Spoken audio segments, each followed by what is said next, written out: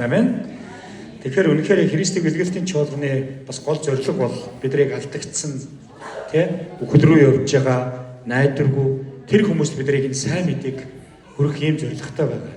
Сайн мэдээ сонсохгүйгээр, сайн мэдээнд итгэхгүйгээр хүний амьдрал бол ямар ч утгагүй хов хоосон зүйл.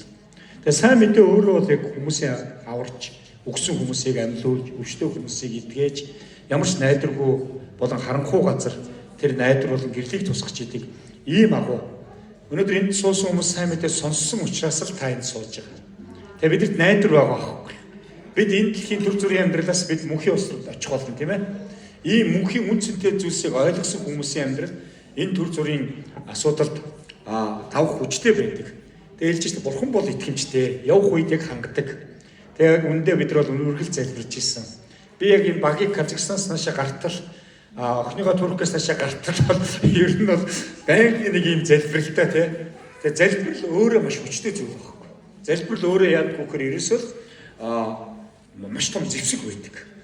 Тийм учраас өнөөдөр би яс таахантай хуваалцах байгаа үг маань яг сүнслэг тулаан.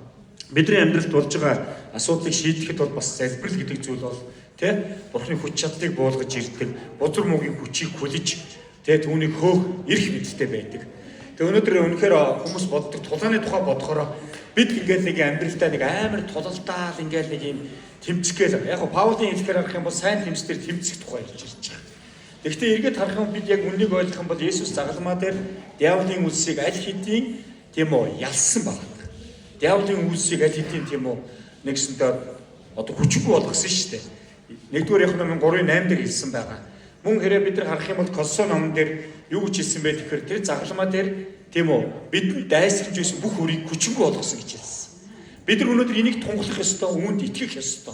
Энэ итгэлээр бид нар яг үнэхээр одоо аль хэдийн Христийн ялсан ялалтыг бид тунхалж, бид давуулан дийлж амьдрэх тухай Библиэлд хэлсэн байна. Тэгэхээр та бол аль хэдийн ялагч. Та үнэхээр Христ итгэсэн бол Библиэлд ингэж хэлсэн байдаг. 1-р Иохан 5-р бүлэг дээр үнэхээр яг тийм үү Бурхнаар төргсөд гэж хэлсэн. Бурхнаар төргсөд. Энэ ертөнцийг ялдаг гэж хэлсэн. Энэ ертөнцийн ялалт нь бол итгэл болоо гэж хэлж байгаа. За өнөөдөр та Бурхнаар төрсөн гэдэгт итгэж байна уу? За бүгд итгэж те Бурхнаар төрсөн. Бид өнөөдөр үнэхээр түүнд итгэсэн, үнэхээр түүний хүүхдүүд болсон. Тийм учраас тэд биднийг үнэхээр үрчилж авсан гэж Библиэлд хэлсэн байна. За өнөөдөр бидний амьдралд ер нь бол хүмүүс сүнслэг тулааны тухай бодохоор ингээд нэг амар юм боддог. Харин бидний тулаан бол мах цусны эсрэг тулаан биш байхгүй юу? Хин нэгнтэйгээ дайдах, хин нэгний үжил бодолтой эсрэг тэрсэлдэх тийм зүйлийн тухай биш. Библиэлд 2-р Коринт номын 10-р бүлгийн 4-р юу гэж хэлсэн байдаг вэ? Бидний тэмцэл бол махуудын дагуу биш гэж хэлсэн байна. За эндээс би та бүхэнд уншиж өгье. Өнөөдрийн гол ишлэл энэ дээр байна. За 13-аас ингэсэн. Учир нь бид махуудад алхтагч махуудын дагуу дайддаггүй. За сайн сонсоо. Бидний байлдааны зэвсэг нь махуудынх бус харин ялагчгүйч ялж чадах Бурхны хүчит зэвсгүүд юм. Бид цэцэрлэгийг нурааж Бурхны мэдлэгийн эсрэг босгож алив бардамлыг устгаж бодол бүрийг Христийн дуулууртай болгохоор олзолдог гэж хэлсэн байна. За өнөөдөр үнэхээр яг дайсан бол ер нь бол хүний бодолд их ажилдаг. Үнэхээр яг танд өгөгдөл өгдөг, бодол өгдөг. Тэгээ бидний хувьд өнөөдөр яг яаж ийм вөхөр үнэхээр сүнслэг тулаан гэдэг бол гаднаас илүүгээр бидний дотор болж идэг. За магадгүй хамгийн том дайсан та өөрөө ч хийж магадгүй. Магадгүй таны бодож байгаа бодол, өөрийнхөө тухай бодож байгаа, бусдын тухай бодож байгаа, бурхны тухай бодож байгаа, нийгмийн тухай бодож байгаа бодол чинь хэрэг эрүүл бус байх юм бол та буруу үг ярьж эхэлнэ, буруу үлдэж эхэлнэ, буруу үр дагаврыг амсаж эхэлдэг байна. Тэгэхээр өнөөдөр нэг өнгөө байдаг шүү дээ, та юу бодож байгааг асуусан чинь. Чиний бодож байгааг бодож гэсэн чинь. Ямар заваа юм боддог гэсэн. Тэгээ бодож идэв. Бид нар айгу муухай бодоод байж идэг. Тэгээ нөгөөдөөс ас чи юу бодож байна? Чиний бодож байгааг бодож гэсэн. Ямар заваа юм боддог юм. Гэхдээ заримдаа бидний бодол бол яг үнэндээ бол тийм дандаа ариун, дандаа тийм зөв, одоо цэвэр юмыг бодож чаддаггүй. Амьдралын нөхцөл байдлаас болоод бид нар ер нь дандаа юмыг сөргөөр боддог. Яагаад? Яагаад гэхээр хүн төрхөөс л гэмтээ төрдөг. Мөн үү? Анхны хүн гим хийсэн учраас гмийн мөн чанартай учраас бидний бодлууд эхлээд зөв сайн гэхээс илүүгээр дандаа л тийм үү бохир тэгээ болохгүй, бүтэхгүй, найдваргүй зүйлстэй бид нар бодож идэг. Бид нар сайхан өвсгөл яваад байж хахад олон итгэгчдийн амнаас гарч байгаа үгийг хараад за яг үндэ бол энэ ард түмний эсрэг байгаа хараал гэдэг зүйл бол энэ бөөнөр болон ламнараас биш юм байна. Харин үнэхээр үнний мэдлэг шинжлэгдсэн Бурхны дүрхөөр дахин төрсөн хэрнээ тэдний ярьж байгаа үг өнөөдөр баг энэ ард түмний эсрэг, гэр бүлийнхээ эсрэг, хүмүүсийн эсрэг баг маш хүчтэй хараал шиг байна. Та нар үгөө өөрчлөөч. Үгөө өөрчлөхийн тулд бид бодлоо өөрчлөх хэрэгтэй. Бодлоо өөрчлөхийн тулд бид нар харж байгаа зүйл, сонсож байгаа зүйл, энэ зүйлээ бид нар өөрчлөх ёстой. Ер нь бодол ер нь хаанаас бий болдог вэ? За бодол ерөөсөө хүмүүсийн яг хамгийн сүнслэг тулааны хамгийн том дайсны одоо ерөөсөө олцдог зэвсэг байгаа. Энэ дээр хийж байгаа шүү дээ. Цайзуудыг гэж хэлж байгаа. Цэцэрлэг цайзуудыг барьждаг. Шил таны бодол дотор бол та бол магадгүй юу гэж хэлдэг юм. Чамайг хин ч хайрлдаггүй гэл нэг худал хурмгийн дуу бол ороод ирдэг. Би угаасаа үн цэнэггүй. Би угаасаа л ийм хүн. Манайхан угаасаа л ийм байна. Өнөөдөр маш олон хүмүүсийн бодол дотор яадаг вөхөр өөрийнхөө эсрэг, гэр бүлийнхээ эсрэг, бараг Бурхны эсрэг байж идэг. Манай аав ээж ерөөсөө бол аврагдахгүй, зөвшөлн айгүй хатуу гэдээ ингэ ярьж идэг. Өнөөдөр үнэхээр яг бидний хувьд Бурхан бол бидний бодлыг хүртэл мэдж идэг. Есүс дээр маш олон хүмүүс ирж идэг. Хуулийн багш нар парсаач маш олон хүмүүс ирээд дотроо зүгээр түүнийг шүүж идэг, сорих гэж оролцож идэг. Харин Бурхан тэдний бүх бодол санааг мэдж байгаа. Тэгэхээр өнөөдөр бид хэрэв бодол өөрчлөгдөхгүй бол таны амьдрал ерөөсөө өөрчлөгдөхгүй. Та өдөрт бодож байгаа бодол дээр бас яг бодож үзэх. Энэ яг Бурханаас мөн үү гэж хэлж байгаа. Библиэлд болохоор Яков номон дээр ижилсэн байдаг. Хоёр төрлийн мэрэгэн ухааны тухай байдаг. Хоёр төрлийн. Тэгээ эндээс энийг мэрэгэн ухаан гэдэг зүйл бол ерөнхийдөө ялгах, ухаарах бас чадвар байна. За би эндээс уншиж байгаа Библиэлдээс. Тэгэхээр өнөөдөр таны бодож байгаа бодол ариун байна уу? Амар тайван байна уу? Тэ? Үнэхээр Бурханд найдаж итгэж байгаа байна уу? Өнөөдөр бас таас бодож үзэх хэрэгтэй байна. За Яков номын 3-р бүлгийн 13-аас ингэж хэлсэн. Хоёр төрлийн мэрэгэн ухааны тухай ярьж байгаа.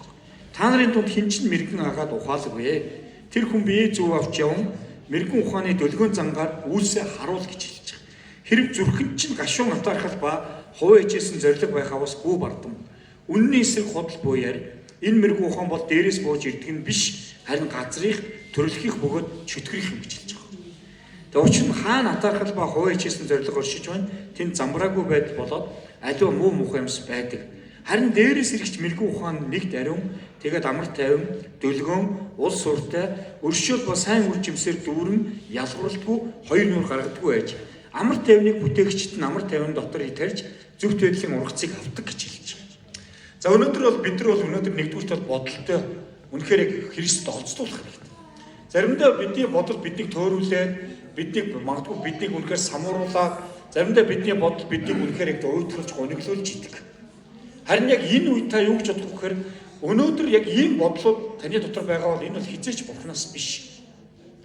Библиэлд хэлсэн байгаа. Чөтгөрийн тухай ирсэн байна. Тэр яг бүр ингэж худал хуурмын эцэг гэж хэлсэн. Эхнээсээ бүр алуурчин байсан. Тэр яасан бэ гэхээр чухам дотроос нэг өөрөөс чи юм шиг ярьдаг гэж хэлж байгаа. Би яг ярьж байгаа надад тохиолдсон яг ингэж байгаа боловч тэр дайсан дотроос чинь худал хуурмгаар ярьж идэг тухай байна. Тэр анхны хүн Адам яваад тэр яасан бэ гэхээр тэр худал хуурмаар хөлгөтөж нэгсэндээ хууль бусаар эрхийг нь улгаалж авсан шин. Өнөөдөр ч гэсэн өөрөөсөөс ажилдаг. Өнөөдөр хүмүүсийн бодолд хүний зүрхэнд очиж ширнждэг. Хэрэв бид нар Библийг унших юм бол Йодас гэдэг Есүсийн 12 дагалдагч нэг тэр эсний цог бариад байж байгаа үед яг нэг ийм үг байна. Йодасын зүрхэнд диавол шүглэг гэж хэлж байгаа. Гэхдээ заримдаа ингэж байж ирсэн гинт бидний бодол дотор гинт нэг махуудын хүсэл тачаал гинт одоо ямар нэгэн одоо тийм өөрийн хүслийг хангах юм хүслүүд төрж эхэлдэг. Заримдаа цуглаан дээрээ суудсан чи гинт явмаар санагддаг те.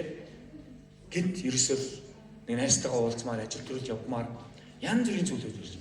Тэгэхээр өнөөдөр та бодоорой. Таны бодол яг үүндээ бид нар яг үнэхээр Бурханаас уу, чөтгөрөөс үү, өөрөөс үү гэдэг. Ийм гурван доолог бид нар үргэлж ялгаж салах ухаантай байх хэрэгтэй. Тэгэхээр нэгдүгээр бидний хувьд бол бодлоо Христэд олзлуулах хэрэгтэй. Би заримдаа муухай юм боддог. Мэдээж нэг юм үг байдаг шүү дээ. Та нарын дээр шуун нисхийг мэдээж бид нар зогсоож чадахгүй тийм яаж чадахгүй. Харин толгой дээр чинь шувуу тийм үүрээ засахыг бүүж өвшөр гэж хэлж байгаа. Тэгэхээр муухай бодох нь бол гин биш. Би энэ дэр юу хэлэх гээд энэ үг гэхээр анх би Христэд итгэжээд ер нь бол тэгээ муухай бодохыг хүртэл одоо Бурхан нүгэл гэж үздэг. Тэгээд ер нь бол муухайч бодож болохгүй гэж өөртөө айгүйх тэмцдэг байсан. Харин итгэлийн амьдралын явцын дунд амьдралд асуудал, бэрхшээл, зовлон янз бүрийн нөхцөл байдал ороод ирэхээр тэргүй биднэрт заримдаа муу бодлууд, сөрөг бодлууд орж ирдэг. Харин өнөөдөр бид нар бодлоо үйлдэл болгох юм бол харин энэ гим нүгэл болчдөг. За тийм учраас өнөөдөр үнэхээр Давид хааны дуулалууд дээр орох юм бол та зүрхийг минь шалгаач гэж хэлж байгаа. Миний дотор ямар нэгэн хөнөөлт зүйл байна уу надад харуулж илчилж өгөөч гэд Давид хаан дуулж байгаа. Тийм учраас өнөөдөр бид нар өөрсдийн зүрх сэтгэл бодлуудаа бас Бурханд өгөх хэрэгтэй. Тэгээ одоо би сүүлийн үед юу болж байгаа юм муухай бодлож толгоос сэгсэж цуцгаа ийм өргөжлөхгүй шүү. Яагаад тэгэхээр муухай бодлыг тэжээж болохгүй. Муухай бодолд ямар нэгэн илүү өгөгд өгч болохгүй. Түүнийг эзний нэрээр шууд тассан зогсоод. Хүмүүсийн талаар муухай бодол ороод ирдэг. Тэгээд яг үнэхээр за энэ бодол бол хэзээ ч Бурхан энэ хүнийг ингэж харахгүй шүү дээ. Тийм учраас харин муу Иесус үнэнсийн алдаа дандаа өнгөрсөн амьдрал дандаа болохгүй бүтэхгүй зүйлүүдийг харуулдаг. Бид бусдыг харж байгаа хараа чинь дандаа найдваргүй зүйл алдаа асуудлыг харж байгаа бол энэ таны дотор бодолтой ч холбоотой зүйл байна. Та тэр хүний талаар буруу бодоод байгаа. Та тэр хүний талаар буруу зүйл сонсцсон байгаа. Нэгдэх зүйл тулаан. За Библиэлд юу гэж sayс махбодын дагуу бид амьдарч байна. Бидний тулаан бол бие биенийхээ дээр цэцэрлэж, бие биенийгээ ялаж, бие биенийгээ шүүж, бие биенийгээ буруутгах тухай ерөөсөө биш. Харин бидний байлдааны зэвсгүүд хэлж байна. Цэцэрлийг нурааж чадах энэ бодлуудыг Христэд олзлуулах тухай ярьж байсан. Эфес номын 6 дугаар бүлгээс хэдүүл 10-аас 11 дугаар ишлэгийг харах юм бол энэ дээр бас яг сүнслэг тэмцлийн тулаан ярьж гисэн байна. За би эндээс уншиж гээ. Эцэст нь эзэн ба түүний чадлын агуу хүчээр хүчрэх байх тун гэж хэлж байгаа. Та өнөөдөр үнэхээр амьдралдаа ялалтай амьдрахыг хүсэж байгаа бол эзний хүч чадал, Бурхны үг болон ариун сүнсний үнэхээр хүч чадал байж ч та хүчтэй байх боломжтой. Яагаад тэгэхээр бид харанхуйс гэрэл рүү шилжүүлэгдсэн учраас Бурхны гэрлийн хүч чадал гэж ярьж байгаа. Ариун сүнсний хүч чадалтай байж ч та бузар мөг эсвэргүүцэх боломжтой болж эхэлж байна. Би анх одоо миний хоёр ахыг маань нэг айлынх нь одоо хөнөөсөн. Тэгэхээр тэр хүмүүсийг уучлах гэдэг бол надад бол айгүй хэцүү байсан. Уучлах гэж бодоход тэд яахаараа уучлах ёстой юм. Яахаараа тэр хүмүүсийг би уучлах ёстой юм. Тэд бол үнэхээр тийм үү уучлагдчихгүй нүгэл үлдсэн гэж боддог байсан. Харин өнөөдөр үнэхээр яг харах юм бол яг бодит байдлаар харах юм бол тэд ах нарын минь хөнөөсөн, алсан. Харин сүнслэг байдлаар болох юм бол аль хэдийн олон жилийн өмнө болоод дууссан. Тэр хүмүүс аль хэдийн ялаа ядлаа гагцсан. Харин би бол сүнслэг байдлаар бол аль хэдийн дандаа ялагдаж, өшөрхөж, үзэн ядаж, шаналж, тарчилж амьдарч ирсэн байна. Тэгэхээр эзэн өнөөдөр юу ч хэлж ийнө гэхээр яг тэрийг би залбирч ирсэн. За Бурхан надад бусдыг уучлах хүч өгөөч гэдэг. Итгэлийг нь үз найзуудаа уучлах гэдэг миний хувьд бол тийм амар байгаад. Би хамгийн анхны Библиэлд би бусдыг үнэхээр тийм алчихгүй байх, тэднийг уучлах хүч өгөөч гэж залбирч байхад миний нулимс бол тэнд бол хасгарч ирсэн байна. Тэгэхээр өнөөдөр яг үнэндээ бол бид бол чадахгүй. Харин Бурхан бидэнд хүч өгдөг. Цаашаа харах юм бол ингэж хэлсэн. Та нар диаволын залбирхны эсрэг зогсож чадахын тулд Бурханы өвч бүрэн зэвсгийг агс гэж хэлж байгаа. Бурханы өвч бүрэн зэвсгийг. Диаволын залбир. Диавол бол үнэхээр залтай шүү. Одоо ч гэсэн хүмүүсийг хуурсаар л байна. Маш олон хүмүүст өнөөдөр одоо яг алим харуулдаг. Чи чин бол Бурхан шиг болно гэх. Олон хүмүүс харангуй шунал хөдөлгөн Бурхан шиг болчмоор хүсэл татмаар маш олон ийм зүйлүүд өргөтүүлж шít. 50,000 яагаад 100 тоо болно гэдэг 50 сая яагаад 100 саятай болох гээд 50 саячгүй юу ч болсон юм хүмүүс. Тэгэхээр өнөөдөр бид нар диаволын залбирхны эсрэг өнөөдөр бид нар бат зогсохын тулд Бурханы бүрэн хоёрыг зэвсгэхийн тухай ярьж хэлж байгаа. Дайсны зэвсгүүд бол маш олон зэвсгүүд байна. Дайсан бол өнөөдөр буруутгал, ичхүүр, айдас, эргэлзээ маш олон зүйлээр дамжуулан дайсан гим нүгэл, дуулуургүй байдлаар дамжуулаад ерөөсөө хүмүүсийг олзолчдөг. Тэгэл ерөөсөө боолчилчдөг. Тэгэхээр өнөөдөр бид нар тэн дээр хэлж штэ. Залбирхны эсрэг бат зогсохын тулд бүрэн хоёрыг дуулахыг өмс гэж хэлсэн. Бүрэн зэвсэг гэж яг юу юм? Би одоо удахгүй тайлбарлаж байна. Энэ чуулганд Бурхан таны сүнсийн чинь, сэтгэлийн чинь бүх зүйлийг чи яг үгээрээ зэвсгэлж идэг. Үн зөв ялгах чадварыг өгч идэг. Та чуулганд ирсний дараа таны бодол санаа ер нь өөрчлөгддөг. Тийм үү? Яагаад гэвэл Бурханы үг яг танд ирдэг учраас. Та өөрийнхөө ойлголтоор Бурханыг боддог байсан бол харин Бурхан өөрийнхөө үгээр өөрөө танд өөрийгөө илчлэх нь энэ бол үнэхээр гайхамшигтай зүйл шүү дээ. Яг үнэн хүнийг өөрчилдөг мөн үү? Одоо мод чулуунд мөрөгдөг хүн байхгүй зү. амьгуу тэр хэлгүй төлөв шүтэнд бид амьдралаа өргөхөө байсан. Яагаад тэгэхээр эзэн танд зүрхний мэлмиг чинь гийгээд сүнсний нүдэ чинь нээгээд аль нь бурхан, аль нь шашин, аль нь амьтай, аль нь амьгүй гэдгийг бидэрт заагаад өгсөн байна. Хэрэв бид нар цаашаа ярих юм бол ингэж хэлж байна. Учир нь бидний тэмцэл бол мах цусны эсрэг биш, харин энэхүү харж байгаа мах цусны эсрэг биш гэж байгаа. Хин нэгнийхээ эсрэг тэмцэлт тухай биш байхгүй юу? Бид нар өнөөдөр хин нэгнийг хараад энэ итгэж биш тэр лам тэр бөө энэ тухай ерөөсөө яриаггүй. Харин бидний тэмцэл сүнсний гэж хэлсэн. Ямар сүнс юм? За сонсож байгаарай. Ингэж мах цусны эсрэг биш харин энэхүү харанхуун ертөнцийн захирагчд гэж хэлж байгаа. Харанхуун ертөнцийн захирагчд нэгдүгээр. Цаашаа харин ирэх мэдэл тэгээ хүчнүүд тэнгэрлэг оршихуудах ярын муу сүнслэг хүчний эсрэг гэлээ. Тиймээс тэр цөөн өдөрт эсэргүүцэх чадвартай байж бүхнийг гүйцэн бат зогсохын тулд Бурхны өвч бүрэн зэвсгийг ав гэж хэлсэн. Эхлээд бүрэн хоёрыг дуулгыг ав. Одоо дараа нь бүрэн зэвсгийг ав гэж хэлж байна.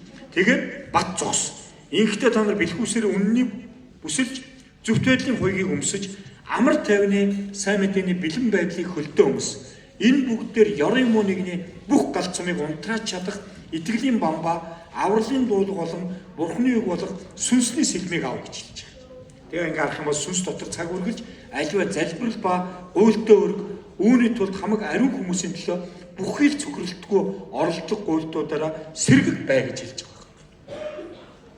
Би сая гэрчлэл сонсоод талархаж байна.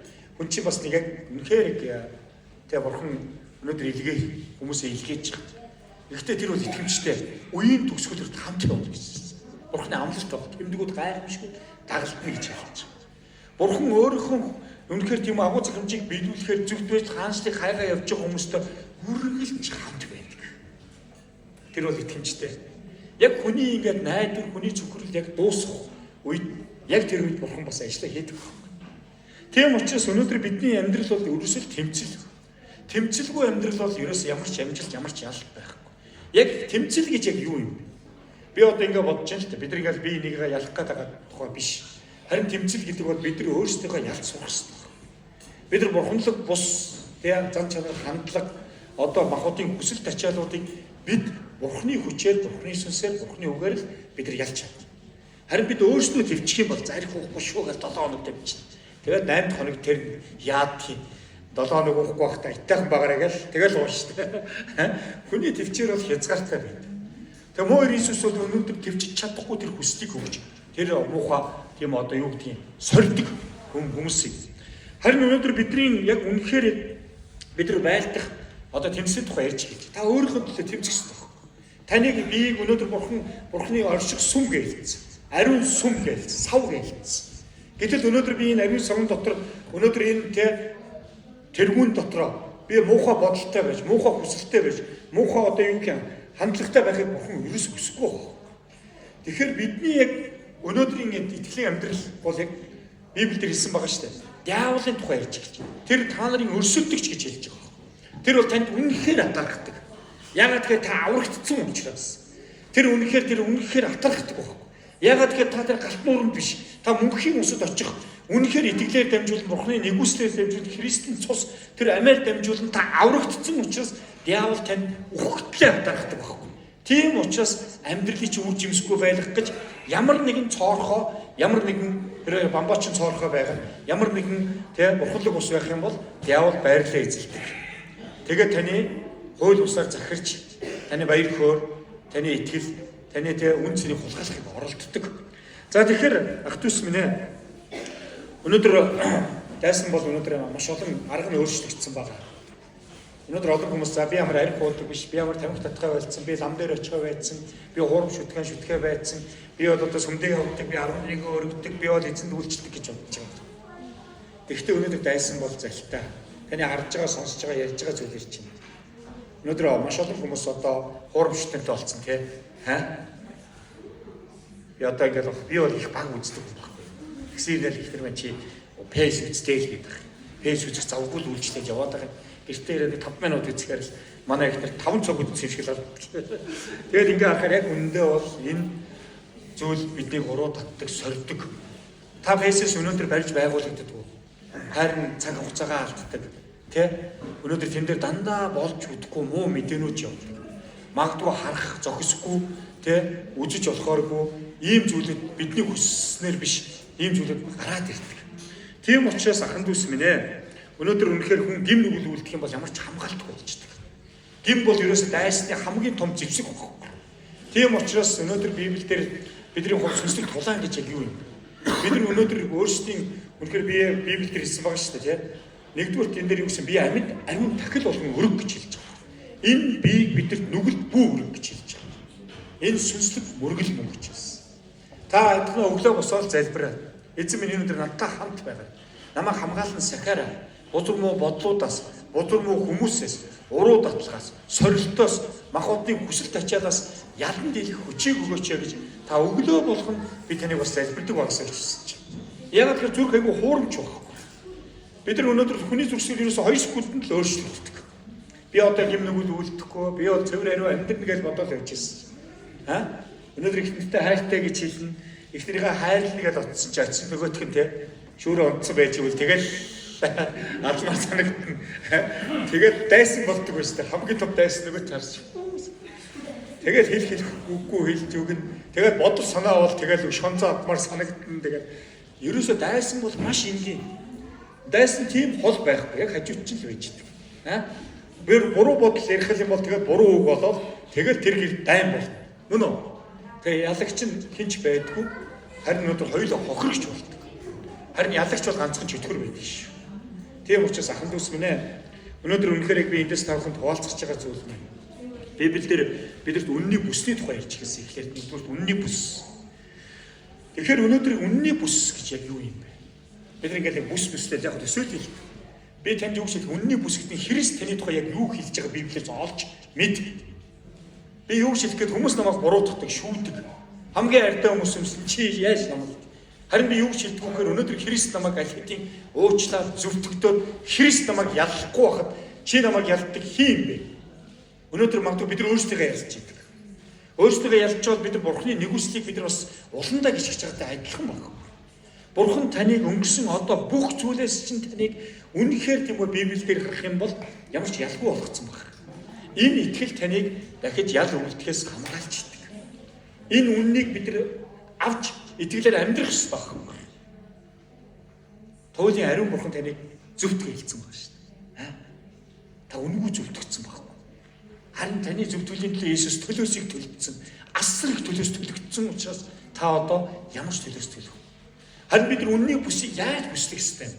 Бид үнэн дотор амьдрах ёстой байна. Би одоо яагаад ингэ зоригтой нэмэлт? Яагаад энэ тийм бизнесийг тунхалт? Яагаад тэгэхээр өнөөдөр надад диавол дөх байр байхгүй.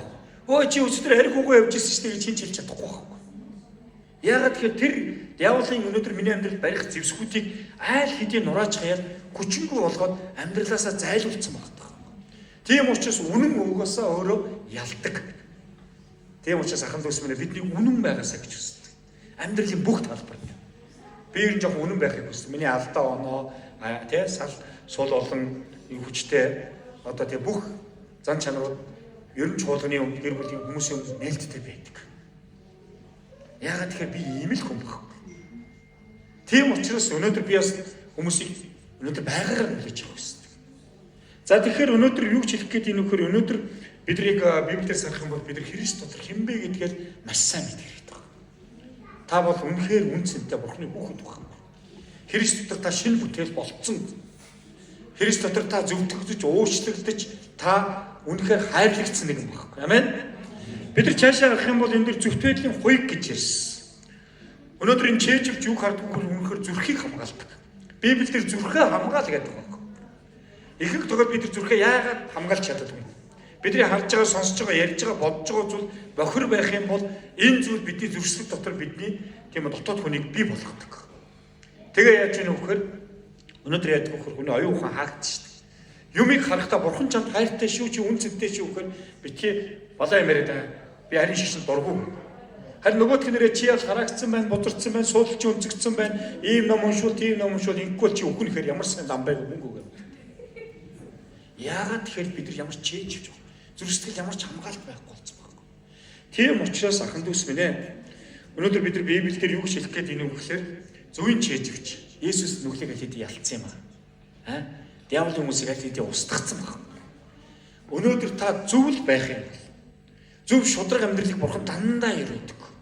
Та зөвхт байдал дотор байж чадах юм бол та өнөөдөр ямар ч буруудгал, ямар ч ич хүргүй амьдрах бол. Амен. За дараагийн зүйлийг харах юм бол энэ дээр бурханы хоёрын гутлын тухай ярьж хэлсэн. Амар төвийн бэлэн байдлыг хөлдөө өмс гэж хэлж байгаа. Би өөрийнхөө жимийг нүгэлтүүдийн замаас зайлуулсан байна. Яагаад тэгэхээр баар руу явах байсан. Нүгэл үлддэг хүмүүстэй очиж уулзах байсан. Харин миний зам бол хааш явах юм. Би өнөөдөр үннийг мэдэхгүй байгаа, үнэхээр зовж байгаа, шаналж байгаа, олдсон байгаа, хүлээстэй байгаа хүмүүстэр би очихын тулд өнөөдөр гэрлүүгээ илгээлт рүү чуулгамаар өгсөн ийм замтай болсон. Тэгэхээр өнөөдөр бид нар хэрвээ Библиэр сарах юм бол энэ гутлын тухай ярьж эхэлж байгаа. За өнөөдөр энэ хүмүүс бүгд л гуталтай байна. Талархъя те.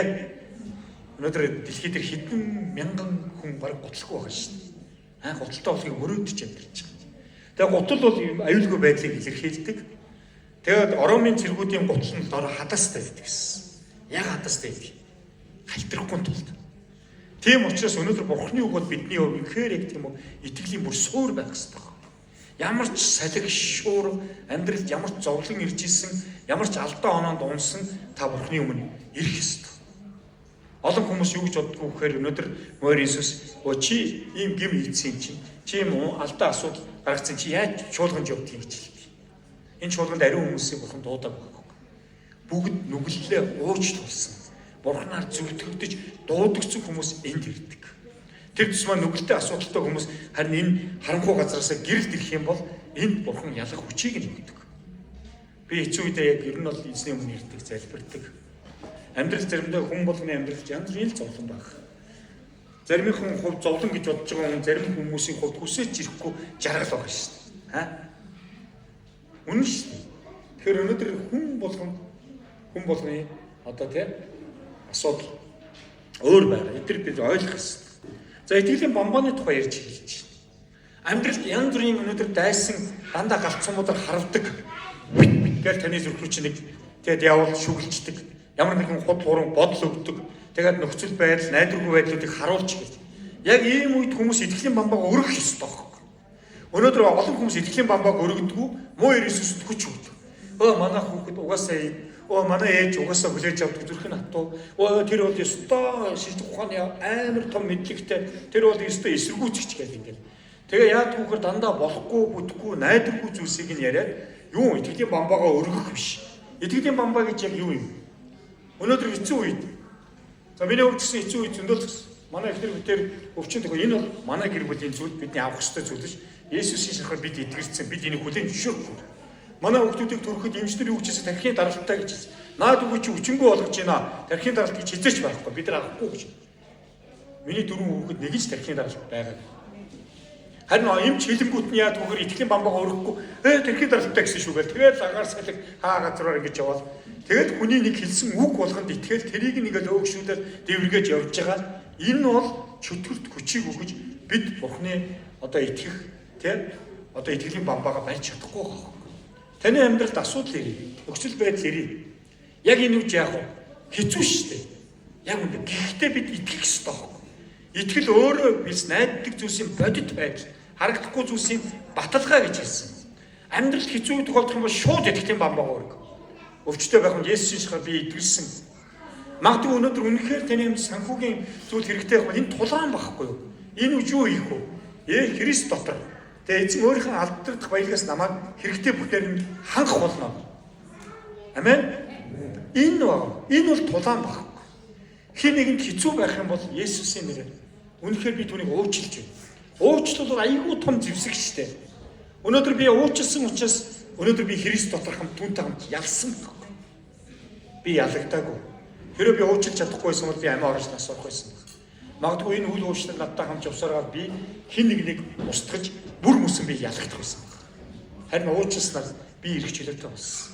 Өнөөдөр би та бүхэнд юу гэж хэлэх гээд энэ үхээр амьдралын нөхцөл байдал өнөөдөр бид шууд нөхцөл байдлыг битгий яриа.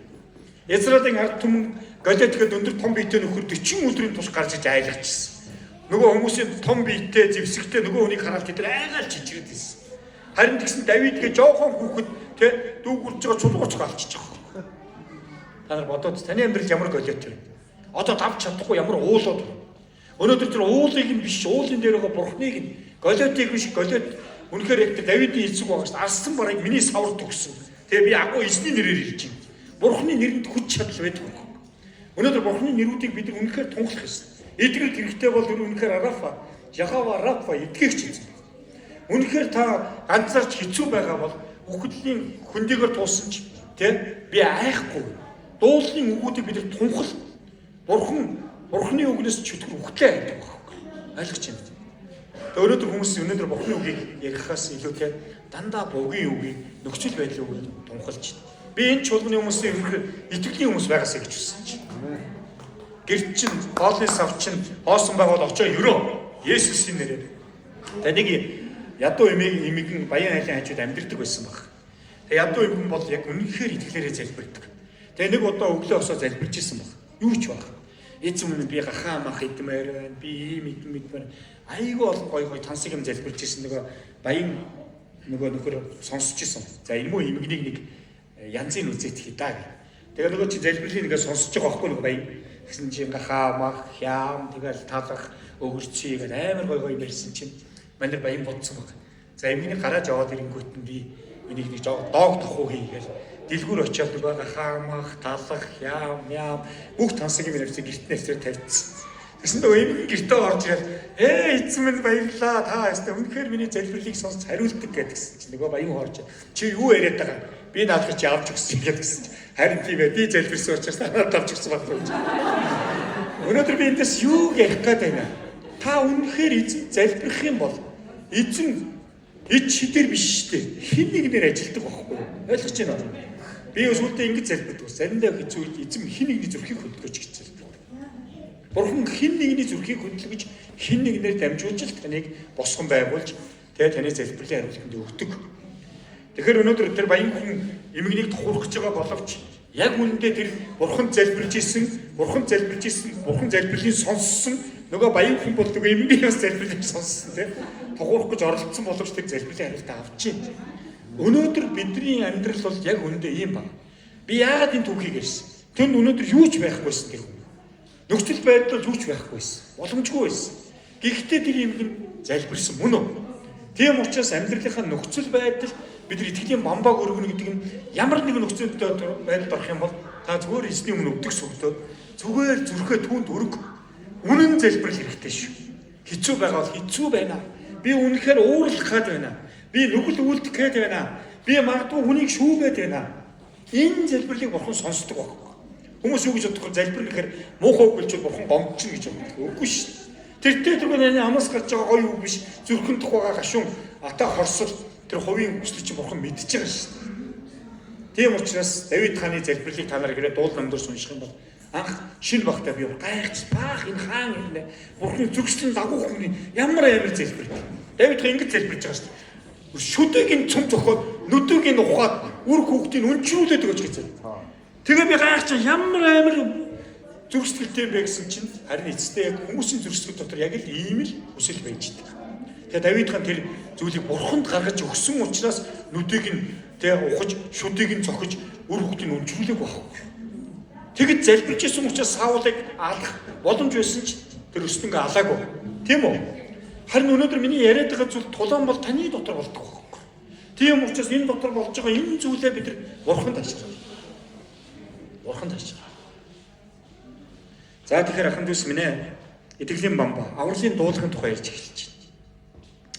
Дээр үед одоо ингээд харах юм бол дайн тулаантай хамтрах юм бол ингээд том дуулуунууд ингээд ивэр мөвөртэй амар дуулах өмсөл те. Ингээд одоо харах юм бол ингээд тусгайх ингээд хар ингээд юу өмсөл бас сүрдмөр шүү дээ тийм. Тэгээ дуулах ер нь бол дайсны айдах зориулттай зүйл байхгүй. Ойлгож байна. Тэгэхээр өнөөдөр бидний юу ч хэлэх гээд ийм вөхөр авралын дуулах гэж хэлсэн. Дайсан бид рүүлж ийсэ те таны авралаас өгтлээ хайдаг.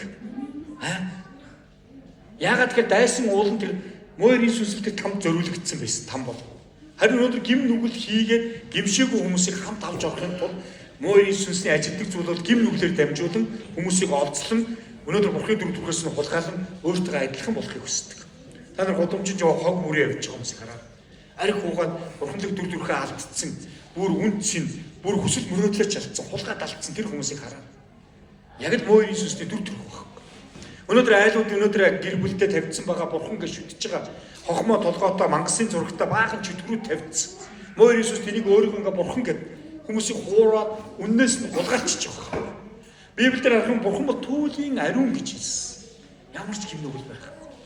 Тийм учраас авралын дуулал та авралаа өнөөдөр үнэхээр юу гэж хэлэх гээд энэ өгөхөр мэдээж та илтгэсэн аврагдсан.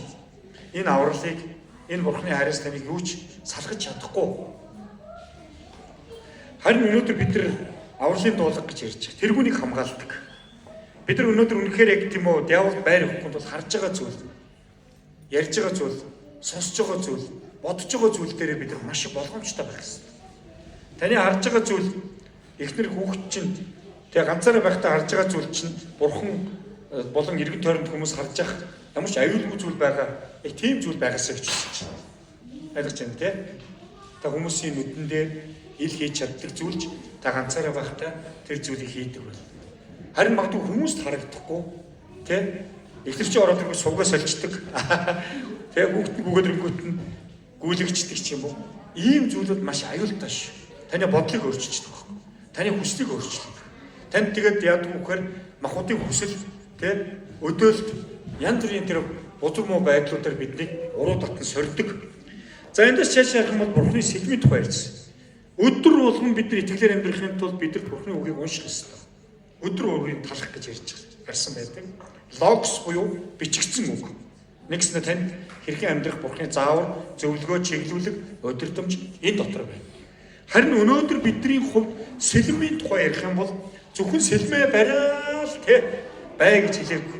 Сэлэм ер нь дайсныг бол довтлох байхгүй. Би ер нь сэлмэд их хайртай, сэлмэд их дуртай. Сэлэм цоглуулах одоо тийм хабитай тийм юм. Гэхдээ юу гэж бодож байгаа одоо мэдээж ийм байлтай байхгүй шүү дээ.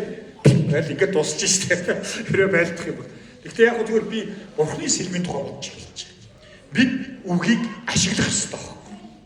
Би танарт өнөөдөр нэг зүйлийг хэлмээр байна. Үгийг яаж ашиглах ёстой? Бид нар дайсны хүчийг сүнслэг тулаан байхгүй. Энэ нэг аригч юм, энэ нэг юм гэж ярихын оронд ард нь байгаа харанхуй хүч ярьстэй.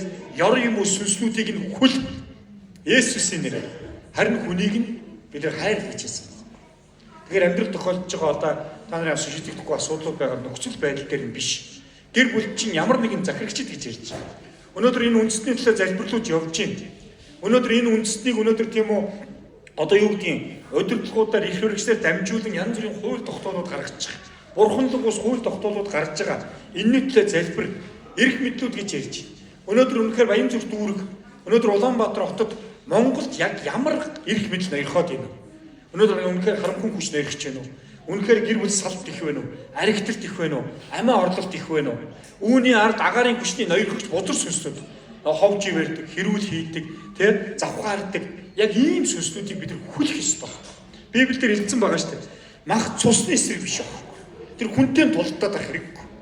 Харин бид нар ард нь байгаа сүнслэг зүйлийг хүлэх юм бол өнөөдөр гайхамшигуд болно. Тэгээ өнгөрсөн сард би нэг хүний төлөө чуулганд залбирлын үйлчлэл хийдэг хүмүүс санал тавьсан байна. Үнэхээр тэр үнэхээр алдартай хүн. Дэлхийд алдартай хүн нэрийг хэлж яах вэ? Монгол улсын давьяат. Тэгээд түүний амьдрал сүрцэн байсан.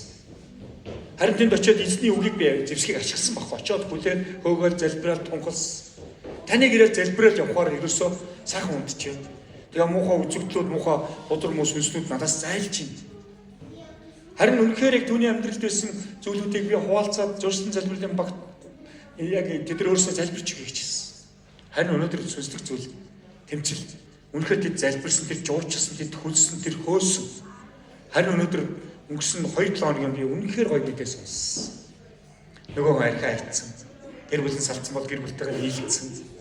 Одоо үнэхээр тийм Америк руу буцаад тэгээ олон улс маш том тэмцээнд орохоор бэлтгэлээ хийцэн. Тэр үнэхээр тийм дүр төрхөө алдсан байсан. Архич мансуур нутагч болцсон. Бүр тийм байсан бол багш над руу яриад үнэхээр баярлалаа гэж хэлмээр байна. Эргээ тамирчин болцсон шүү гэж хэлсэн. Өнөөдөр би та бүхэнд өнөөдөр уриалж байгаа сүнслэг тулаан бол та бүхний юм суух баг. Энэ сэлмээ өрг, сэлмээ ашигла, энэ бол хөлөг болон тайлах, хөөх тэр хүний дээр тунхлах баг. Өнөөдөр аав ээжид хүүхдүүдэд өрөөгөрөө. Энэ өрөөл өөрөө сүнслэг хүч баг. Миний хүү дээр ирээдүй найдвар сайн сайхныг томлож. Харин өнөөдөр түүний амьдралд байгаа нөхцөлөд муу юм битгий яриад. Муу юмыг ярих тусам тэр үг тэнгэр тогтоод хүүгийн чи эсрэг, гэр бүлийн чи эсрэг ажилдаг. Тийм учраас энэ чуулганы хүмүүс аман дандаа босхон байгуулдаг, урамшуулдаг, зоригжуулдаг, чөтгөрийг бүр хүлдэг, хөөдөг. Мөн үү? Ийм байгаасаа гэж хүсэж байна. Та газар нутгаа ерөө. Гэртээ ороод ерөө. Энэ хаалгаар газар мөн бүү. Орсон гарсан хүмүүс ерөөгдөх болдог. Та ерөөх юм бол бурхан ерөөдөг байна. Бурхан итгэмжтэй байна. Тийм учраас ахын дүүс минь зэвсгийн ерөн зориг бол бидний дайсны төлгөөг л нураах байна. Таны амьдрал захирагчид ирэх мэдл харахгүй хүчтэй бодвол сүнслүүд зохион байгуулалтаа ажиллаад байхад та бурханы бүрэн хуйгд бол бүрэн зэвсгийг авч та зүгтээд хааш дотор явах юм бол бурханд ойрдох юм бол та ялах болно. Бурхан танд мэрэгүү ухааныг өгнө. За тэгээд дайсныг ялах зэвсгүүд магтаал байдаг шүү дээ. Түрүү бид эзнийг магтаж байгаа шүү дээ. Тэ? Үнэхээр бид нартэй төмөн цэргийн агуу жинжин гэж айгуу магтаал явж шүү дээ. Бид түүнд алдрыг өргөж. Бурхан яадаг вөхөр Тэнгэрээс таныг харан таны амьдралд байгаа дайснуудыг чинь бурхан өөрөө бодоо олгочдөг. Амен. Талархал баг. Өнөөдөр бидний үнэхээр тийм үү ялалтай амьдрах талархал баг. Та өнөөдөр үнэхээр талархаж эхлэх юм бол тэр 5,000 ирчүүдийг тэр 5 талх 2 загсаар яаж хооллох вэ? Гэхдээ тэр үед үнэхээр эцэгтэй аваад талархсан, хооллогсон илүү гарсан. Бид заримдаа амьдралдаа дандаа гомдолж идэг. Нөхцөл байдал хараад, санхүүгээ хараад, юмнуудаа хараад яг ийм найдваргүй байдлыг их ярьдаг. Харин та талархах юм бол бурхан нэмдэг баг. Амен. За тэгээд бид нар дайсныг ер нь дуугаа болгох зүйл бол бурханд дуулууртай байх шүү дээ. Та бурханы үгэнд дуулууртай байх юм бол та дайсны амыг хамхиж чадна. Та бурханы үгэн дотор дуугаа байгаад Есүсийн нэрээр чамайг намд, чамайг хүлж байна. Миний амьдралаас чи зайл гэж хэлэхэд та бурханы дуулууртай байдал дотор дайсан бүх хүчийг нураах болно. Амен. Тэгээд бурханы нэрүүдийг чийжлээ. Та залбирхдаа яг түүний нэрээр зэлдэг. Та бол түмэн цэргийн агуу хийцэн. Та бол үнэхээр хангагч хийцэн. Та бол эдгээгч хийцэн. Та хаасайгүй байдаг хийцэн. Та надтай хамт байдаг хийцэн. Та намайг хизээч орхихгүй. Яг уу Библиэс харах юм бол яг еврейгээр маш олон нэрүүд байдаг. Тэ? Яхава Цэдгүй тэр бол зөв шударга юм бурхан. Яхава Ниси гэдэг тэр бол ялагч, ялалтын эзэн. Яхава Рафа гэдэг тэр бол эдгээгч. Яхава Рохиг бол тэр бол хончин. Амьдралд хэцүү зүйл тохиолдоод яахаа мэдэхгүй бол зүгээр эзний нэрийг дуудаач. Есүс та миний хончин шүү дээ. Намайг зөвийн замаар дагуулаач. Би хааш явах вэ мэдэхгүй байна. Би юу хэ мэдэхгүй байна. Надад хөтлөн дагуулаач. Энэ залбирлуудыг бурхан өсөж идэг. Энэ бол ерөөсөө бидний ялах зэвсгүүд байна. Тийм учраас ахын дүүс минь өнөөдөр би нэг зүйл хэлж байгаа. Өнөөдөр энэ үгийг сонсож. Өнөөдөр таны амьдрал дандаа ялах байна. Яагаад? Есүс ялцсан байхгүй юу? Та заавал хичээж тулалдах биш. Ялсан ялалтуудыг л зүгээр тунхал. Амен. Өнөөдөр хэцүү үе гарах юм бол зүгээр гэртээ дуул ирнэгийг тунхал. Би түүнийг халахвчанд очдог. Мянган хүн миний хажууд унсан ч тэр гайхамшиг надад ойртохгүй. Та тунхлах юм бол таны эсрэг чиглэсэн нэг замаар ирсэн дайсан 7 замаар зогтох бол. Хэцүү үедээ бид нар дуулал 23-ыг тунхлаач. Би заримдаа үүдж байгаа л ярьдаг шүү дээ. Яасан та бол миний ончин. Заримдаа надад хэцүү зүйлүүд зөндөө л тохиолддог. Тэгэхдээ тэр үеүүдийг би бурхан өгдөг учраас өнөөдөр тийм үү? Диавол байр өгөхгүй. Тулалцаар л. Тэгээд ер нь итгэлийн амьдрал бол хэцүү шүү. Гэхдээ эцэст нь үнэхээр амар тайван дотор баяр хүртэл байна. Хүн гим хийхгүй амьдрын гэдэг бол яа. Гимт хүн гим хийхгүй байх гэдэг бол үнэхээр хэцүү. Харин бурхантай хамт байх юм бол боломжгүй зүйл байхгүй амин. За тэг хажууд байгаа юм дээрш хамт эзний ялалтан дотор амьдрыг хэлж. Хажууд байгаа юм дээрш та бол ялагч юм байна гэж. Тийм ээ та бол ялагч. Есүс хэдий ялсан. Бүр та бүр давуулан дийлдэг гэж хэлсэн амин. Өдөр хамт залбирая тийм ээ. Мөнхийн эзэн минь танд баярлалаа. Тэ бид нар яг одоо энэ газар эзэн минь энд байгаа ахын дүүсийнхаа бодол санааг таны дуулууртай байдалд олцлуулж байна. Та Христийн оюун ухаанаар өрөөж өгөр. Эзэн минь тэдний амнаас гарах үгэнд эзэн таны амийн үгс байх болтугай. Эзэн минь тэгээд тэдний харах зүйл, сонсох зүйл, ярих зүйл. Эзэн минь үнэхээр эзэн минь танд таалагдах болтугай. Тэгээ Бурхны бүрэн хоёрыг дуулах, Бурхны бүрэн хоёрыг зэвсхийг заагсан.